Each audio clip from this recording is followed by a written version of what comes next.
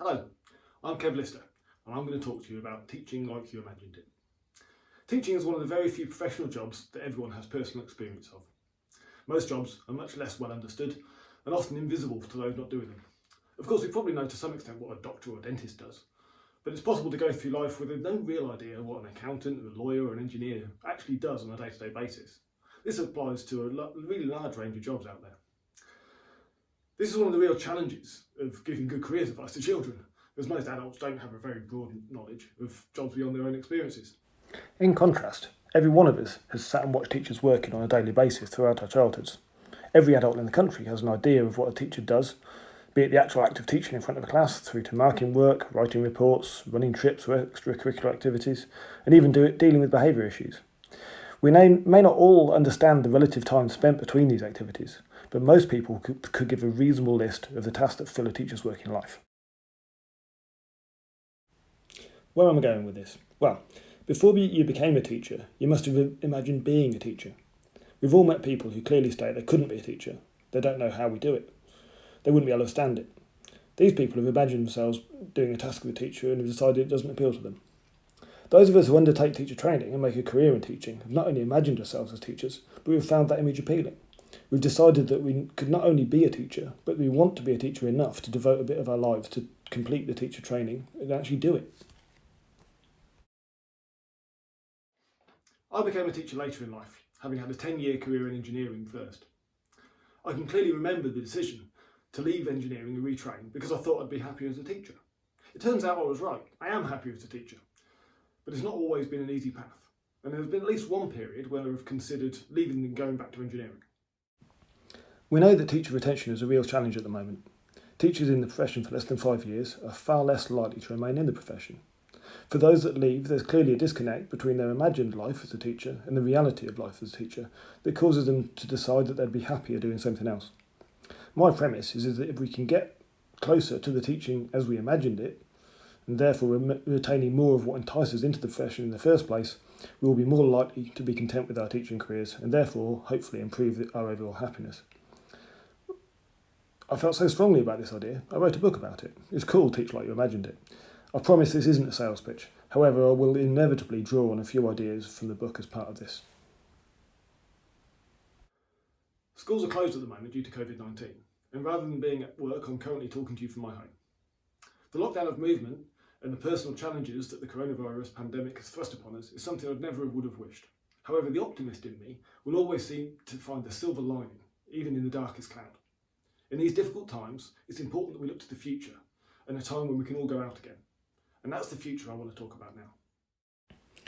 Habits are formed if you do something repeatedly on a regular basis. And we're all creatures of habit. We all have our routines, and we tend to get up at similar times, eat at similar times, and so on. As teachers, during term time, we adopt habits of working, and during holiday times, we adopt different habits. The thing is, habits of working are often built around a survival model that we establish during teacher training, and then only slightly refined as we go onwards. Research suggests that after the first couple of years in the classroom, a teacher's performance plateaus. We start off in teacher training working in ways that are unsustainable. For example, taking 2 hours to plan a 1 hour lesson. We've all done that. I believe that as our experience grows, we find more efficient ways of working until we reach a point where our habitual workload is just about tolerable, and just settle into that. We adopt habits that allow us to exist through term time, but then desperately need to recharge over holidays.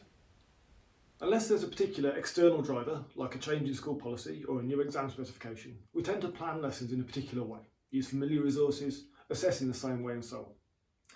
This applies at an individual teacher level, at a department or year group level, and also at a whole school level. Schools often do things in a particular way, simply because they've always been done that way for a period of time, and it's basically a habit of an organisation.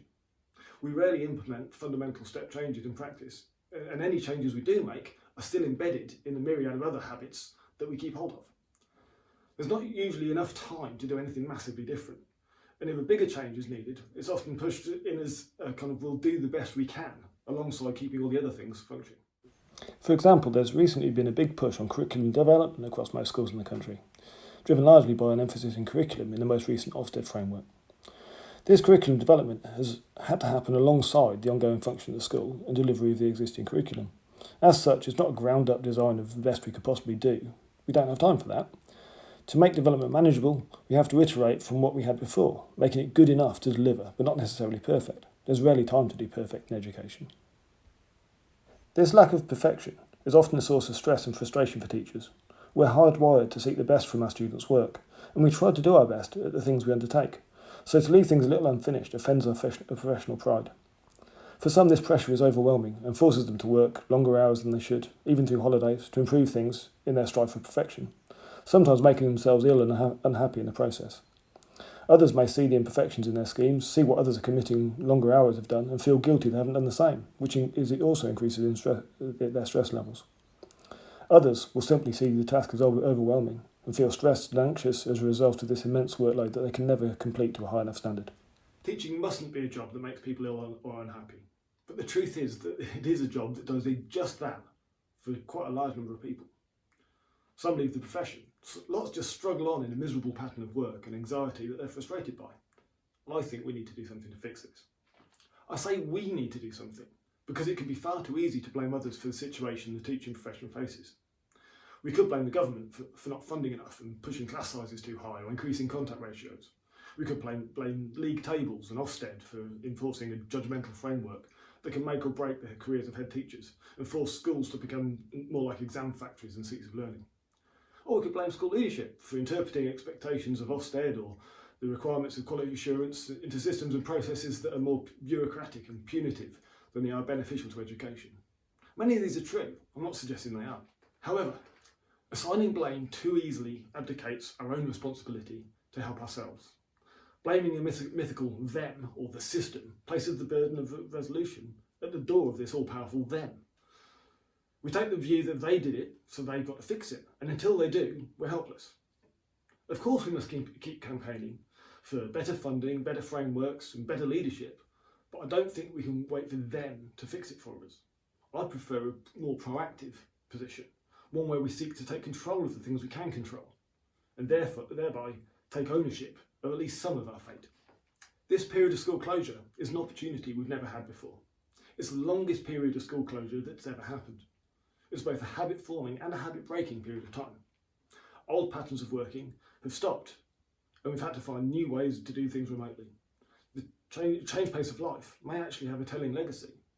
Teacher Task have published survey data showing large proportions of teachers are working significantly fewer hours than they normally would, with the majority of teaching workforce reporting working shorter hours. For an extended closure, the shock to the system of going back full-time will be substantial. With schools closed, we can't hope to replicate the classroom experiences, so we shouldn't feel guilty about it. It's unfortunate but unavoidable given the global health emergency we're facing. What we really can do while schools are closed, alongside looking after our own families and our own sanity, is to take time to re-baseline and reimagine what teaching should be like for us when schools reopen again. If we reopen schools and all slip straight back into all of our old habits, then we'll have missed an opportunity. This is a chance to start new habits, not restart old bad ones, and to make sure that things we do when schools reopen are the things we really need to do because they matter, not simply because we've always done it that way. I genuinely view this as a chance to rebuild our profession in a new image, an image that has a sustainable workload, that has priorities in the right place, and works together to give our students the very best chances in life. Having said all that, where do we start? Well, let's get back to the original point. How did you imagine teaching would be before you started? What enticed you to become a teacher? What tasks did you think you'd undertake? How did you think your working week would be filled? How many hours a week did you think you'd work? Now consider where the reality of your teaching fits with these expectations. The chances are that it's the mismatches that cause you most frustration. Take a moment, pause the video, make some notes if you like. My list of tasks I expected to undertake as a teacher were these: to understand my subject and how to function in the school, to plan and deliver some lessons to teach an aspect of the subject, to mark and feedback to ensure the students are on track, to assess to see if my lessons have been effective and to use that to inform parents and school leadership, and then to repeat steps 2, 3 and 4 until the course was complete really. I also expected to manage some behavioural and pastoral issues on the way, and I expected to have a good work-life balance alongside it. Having been in teaching for 10 years, I can assign all of my actions as a teacher to one of these headline tasks. There's nothing that's a complete surprise. For me, the only issue was that the distribution of time between the steps can get out of control, meaning they squeeze my work-life balance. My belief is that all teachers have a similar challenge, and it's because we view our work-life balance as the least important of the tasks that we allow it to be squeezed and even eliminated entirely by other aspects. We deserve better. We're entitled to a good work-life balance, alongside being excellent teachers. Where do we start? Firstly, we must acknowledge that teacher workload is essentially infinite. There's always another book to mark, lesson to plan, resource to tweak, and so on. As this workload is infinite, we need to accept that we simply can't complete it. We may not like the fact, but we definitely need to accept it. Our task then becomes one of choosing which bits of our workload to do and which bits not to do. We already do this to some extent. We all stop at some point. However, when we stop, we often feel guilty about anything we haven't gotten done. We also often stop too late, when we've already missed time with friends and family and already worked all evening or all weekend.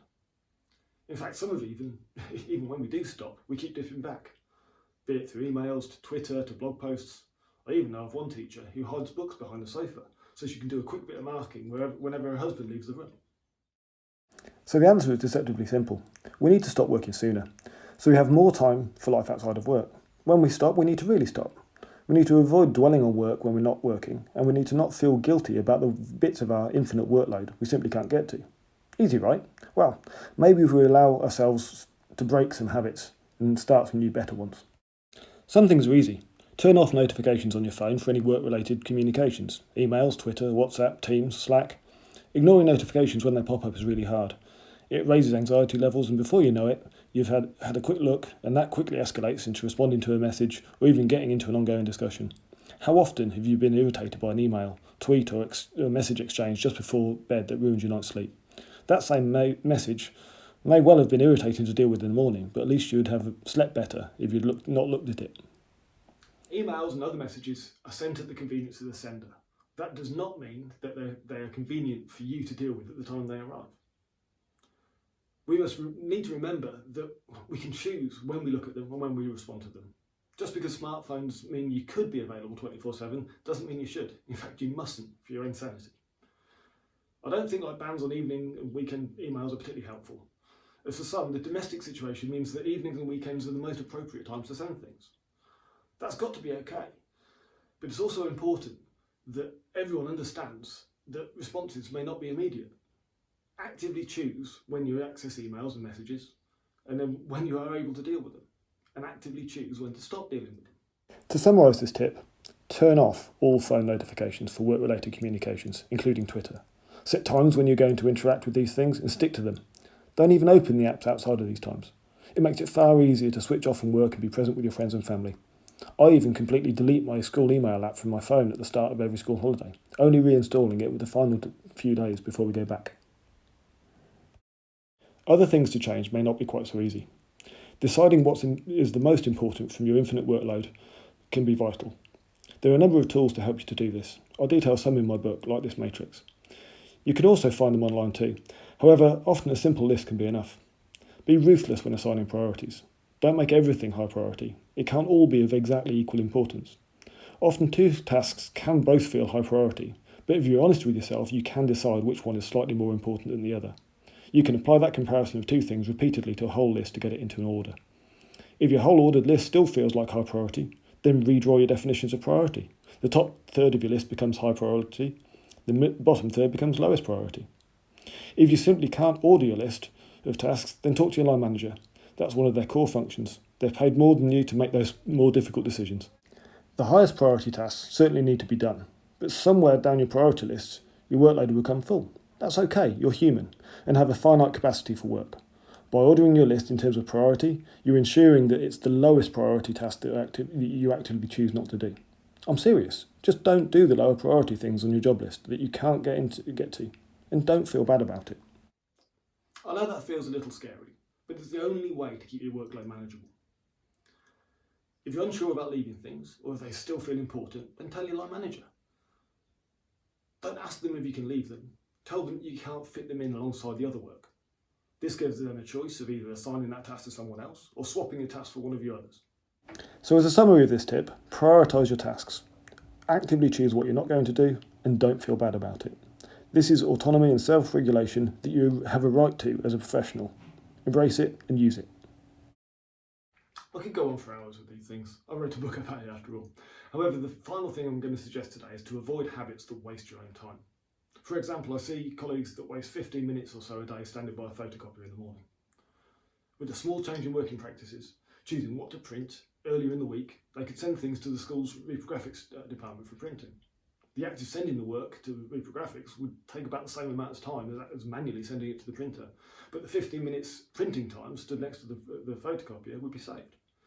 Across the week, that would save over an hour. Another example is marking student work if the act of marking will make no difference to the future work of the student or the future planning of the teacher. The only point of reviewing the student's work is to change something in the future. If the student doesn't or can't read the teacher's comments and then doesn't do something different as a result, then the marking has been pointless. Alternatively, if as a teacher you note in marking that a student or group of students have missed a key point or developed a misconception, but take no action in future lessons to correct this, then again the marking has been pointless. Only commit the time to marking a set of books if you know you're going to make sure it has an impact on future learning by structuring a lesson to respond to it. If you don't do that, then the time spent marking is wasted and the student gets no benefit from it. I'm sure you would come up with other things that you would waste time on. Some of you would probably suggest that data is a waste of time. However, I'd urge a bit of caution on this. Misuse of data is certainly a waste of time, but as teachers, we need to understand the data that assessments generate and find ways to use that to improve our teaching. Eliminating all data would leave us sailing hopefully, determinedly doing a good job with no real way of checking if that was really the case. We need data to help us navigate the right course to learning, so please don't just dismiss it out of hand. My intent for this video is to inspire you to seek out the silver lining to the cloud that COVID-19 have posed across the world. School closures have given us the opportunity to press reset on our working practices, to reimagine what teaching should look and feel like for you, to break old habits and to start afresh with new, good habits that help you to teach like you imagined it. If you're a school leader, I would urge you to consider how you encourage and support your staff when they return to school. We know that retention is a challenge and workload is a big factor in that. Every teacher that leaves the profession due to workload is a failure of leadership and management. We need to help our teams to manage their workloads and achieve a good balance. This isn't about slacking off. I'll never apologise for expecting people to work hard, but we must never expect anyone to work so hard that they make themselves ill. So, there we have it. There's loads more I could talk about, but I'm out of time. I hope this has been useful, or at least vaguely interesting. If you have any comments or questions, you can reach me via Twitter or email. Please use the Teachly hashtag. Thanks for watching.